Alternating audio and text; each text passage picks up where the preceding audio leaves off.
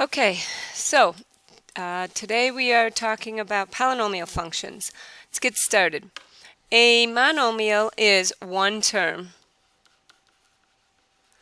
A polynomial is more than one term.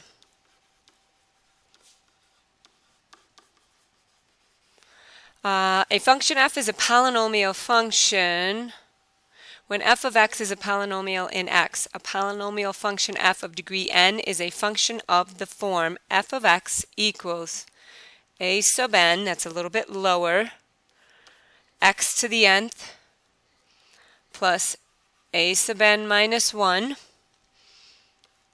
x to the n minus 1, plus plus a sub 0, and a sub n does not equal 0. So that's your formal definition. However, the examples below all fit into that formal definition. So a constant is y equals a. The degree is 0. Y equals 3x plus 1. The degree is 1. F of x equals x squared minus x minus 6. The degree is 2. And if we added 1 with an x cubed, the degree would be 3. So for examples 1 through 3, find the real roots of the function if they exist. So now we're taking constant, linear, and we're adding a polynomial function in there. Then determine the range. Is the function onto, is the function one-to-one? So A, B, C, and D. So for number 1, y equals 5, we could graph up here as a horizontal line. The real roots are where the graph hits the x-axis.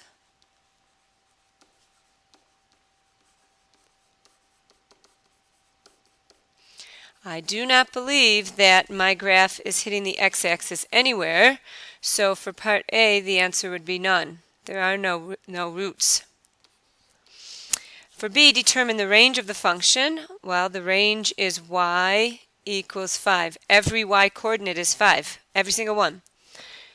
Is the function onto? No. Okay, the domain is all reals, and not every element of the range is being used based on the domain being all reals. And only the obliques are onto lines. And is the function one-to-one? No. Every y coordinate repeats. So every y repeats. The next one is an oblique line like we talked about. You have a y-intercept at -6. And then it's going up 2 and over 1 for slope. So find the real roots of the function. So where is it hitting the x-axis? Okay, so one of the coordinates there would be 0. And if you look closely, it would be the y-coordinate. You're going over a certain amount. So what we're looking for is what's the x-coordinate when the y is 0. So when the y is 0, what is the x-coordinate? So let's let y be 0 and solve. So 2x equals 6 and x equals 3. So for part A, that's our root. So this coordinate here was 3, 0. B, determine the range. Okay, the range is all reals. It's going up and down. Every single y-coordinate will be represented on that graph. Is the function onto? Yes, all oblique lines are. And is the function one-to-one? Yes, all oblique lines are. Number 3 is a polynomial like f of x equals x cubed. I don't know exactly what the equation is because there's just a picture drawn for us, but we can just look at the roots and say for part A, okay, it's hitting at -3, 0. It's hitting at 2, 0. And it's hitting at, what's that, 0, 0. So the roots are the x-coordinates, -3, 0, and 2. For part B, what is the range? Well, the range, these kind of have arrows on the end, even though they don't. They do go on, down and up. Every single y-coordinate is represented on this graph, so the range is y equals all reals. Is the function onto? Yes. And is the function 1 to 1? No, it doesn't pass the horizontal line test. We've got some repeating y-coordinates. You can see those in the roots. But every element from the range is being used, so it would be onto. So the quadratic function is a polynomial of degree 2. The graph is called a parabola, so that's what we're going to focus on now. And your standard form for a parabola or a quadratic is f of x equals ax squared plus bx plus c, and a cannot be equal to 0. Otherwise, it wouldn't be a quadratic anymore. So if we're asked to sketch y equals x squared minus x minus 6, we have a formula for the axis of symmetry.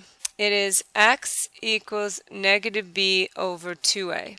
So if I use my standard form, b is right here, is negative 1.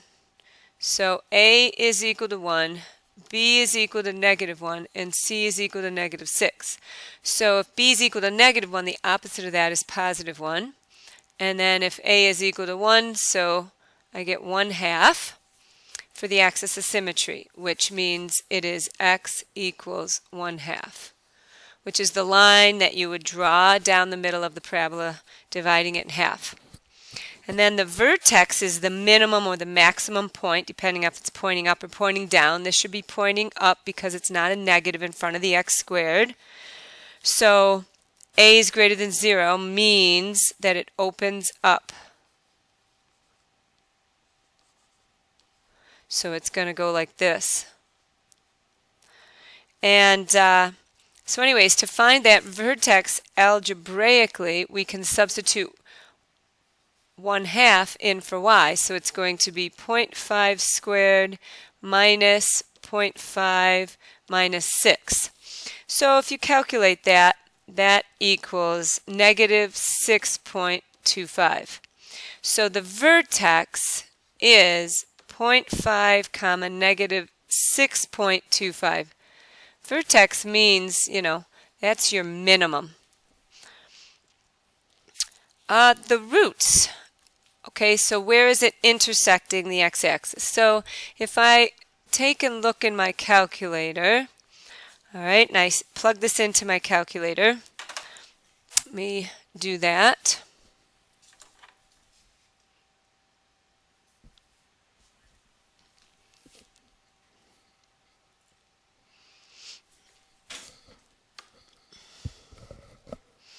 I'm going to clear what was in there. And if I put in x squared minus x minus 6, and I go to zoom 6, all right, there's my vertex at 0.5, negative 6.25. And if I look at my table, oh, I want to go up higher. I want to start to see that like rainbow effect happening. There we go. There it starts to happen. So you see negative 6 is happening twice.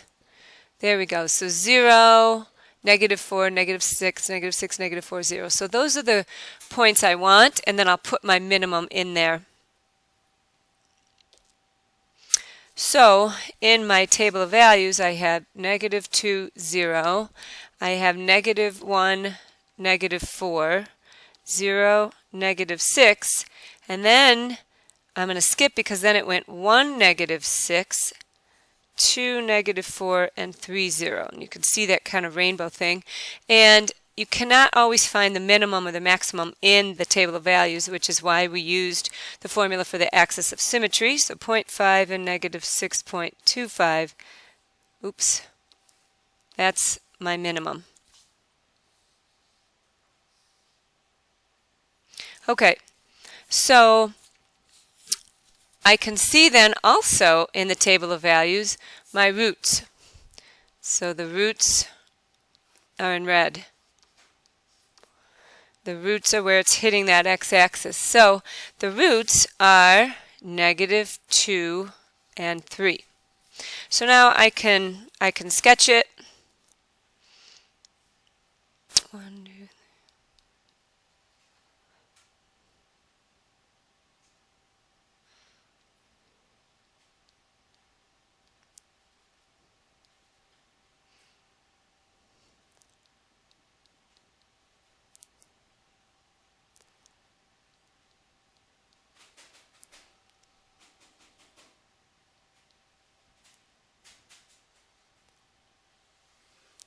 Oh, that didn't work out exactly right. I think my orientation might be off a little bit. All right, so now I've got the sketch. The domain is x equals all reals, and the range is y is greater than or equal to -6.25. I'm looking for, if you look at your table of values, the small